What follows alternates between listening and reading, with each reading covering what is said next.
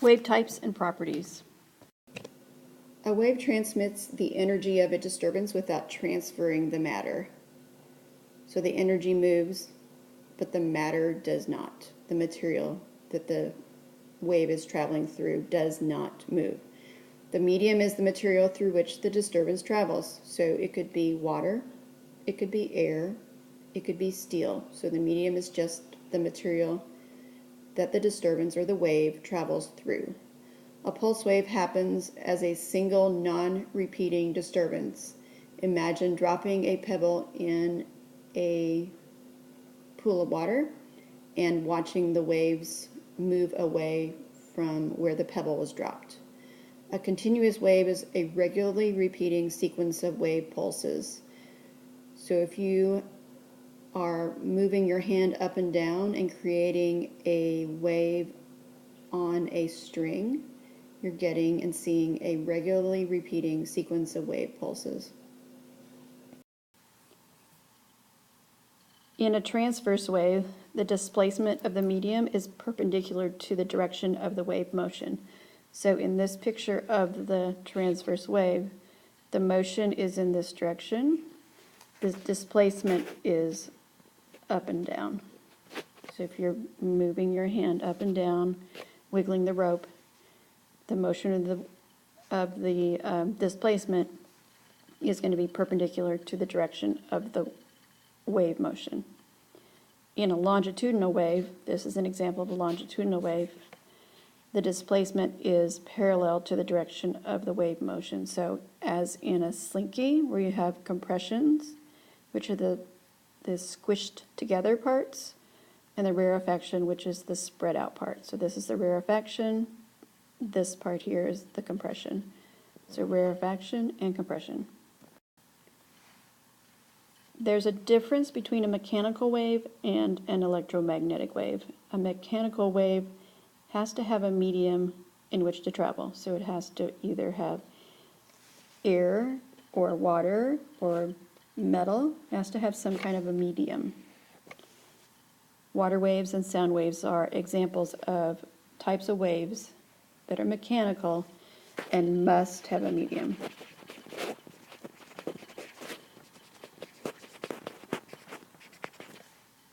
The speed of a mechanical wave is going to change then, and it depends on the type of material that is traveling through. It's going to be faster in something very dense and slower in something that's not very dense. We'll talk more about that later. Electromagnetic wave, on the other hand, an electromagnetic wave does not, so there's some missing words here, does not require a medium to travel. So here's a graphic that shows the different kinds of electromagnetic waves. We're going to talk about them in a minute. Here's a little memory trick that I use to remember them. Radio, microwave, infrared, visible, ultraviolet, X-ray, and gamma rays. Let's define some properties about the waves. The crest is the highest point. So here's the crest. Trough is going to be the lowest point. So the trough is at the bottom. Amplitude is the maximum displacement from the equilibrium position. So from here, the crest to the center, this is the equilibrium point in the center. Right here in the middle is equilibrium. And then amplitude is also from the equilibrium position down, equilibrium position up. Amplitude, amplitude. Amplitude is a measure of the loudness of a sound wave or how intense a light wave is. So brightness would be equated to amplitude, and loudness would be equated to in sound. If you increase the amplitude of the wave, you increase the rate of energy transfer. This relationship is direct and exponential. It's a squared function. So in other words, if I double the amplitude, the energy increases by a factor of 4. Twice the amplitude gives me 4 times the energy. A wavelength is the shortest distance between points where the wave repeats itself. So from crest to crest, or from trough to trough, in a regularly repeating wave, that's going to be the wavelength. And we have talked about this symbol. Lambda is the Greek symbol we use for wavelength. Period is going to be the time it takes to complete one full cycle. So one full cycle would be one wavelength. From crest to crest, or from trough to trough, the time it takes to complete one wavelength is going to be period, and the unit is going to be seconds. Here's the crest. Here's another crest. This represents one wavelength. Here's the trough. Here's another trough. From trough to trough, that's going to also be one wavelength. The amplitude is going to be from the equilibrium position to the bottom of the trough, or from the equilibrium position to the top of the crest. And frequency will have units of cycles per second. So go ahead and fill this in. You should have a pattern. And remember, this is the equilibrium position or the rest position. A wavelength in a longitudinal wave, you're going to have to think about a little different. So this would be considered the crest, the compression, the place where the wave is the most pressed together, the most spread out. The middle of the most spread out part is the trough. It's also called the rarefaction.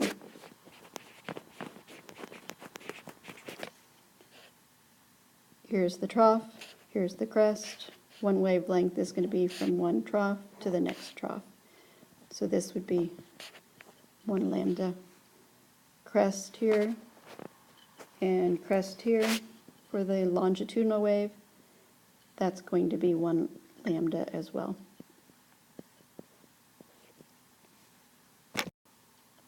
Just some more pictures of a transverse wave. So the wave oscillates perpendicular to the motion.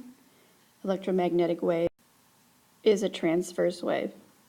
So the displacement is perpendicular to the motion of the wave, or the direction that the wave is moving. A longitudinal wave is going to oscillate parallel to the direction of the motion. So think about a slinky. You have a compression and then a spread out part, a compression, and then another spread out part. A sound wave is a longitudinal wave. So the particles are vibrating. The particles are not actually moving with the sound wave. They're just being compressed, spread out a little bit, compressed, then spread out a little bit. So the direction of the wave motion is this way, and the particles are compressing back and forth in the same direction. Surface waves have properties of both longitudinal waves and transverse waves. An example of a surface wave would be a water wave that you would see at the ocean. They're also called circular waves because the particles that are present in the wave are moving with a circular motion at the surface. Frequency tells you how many times per second a wave passes a certain point, or the number of vibrations per second. So if I was standing here and I was counting the crests as they came by, that would tell me how many cycles per second I would have. So frequency for a sound wave is going to be heard as a pitch, and frequency for a light wave will be color. Frequency is found from the equation 1 over the period, and remember period, T is equal to period, is the time for one cycle in seconds.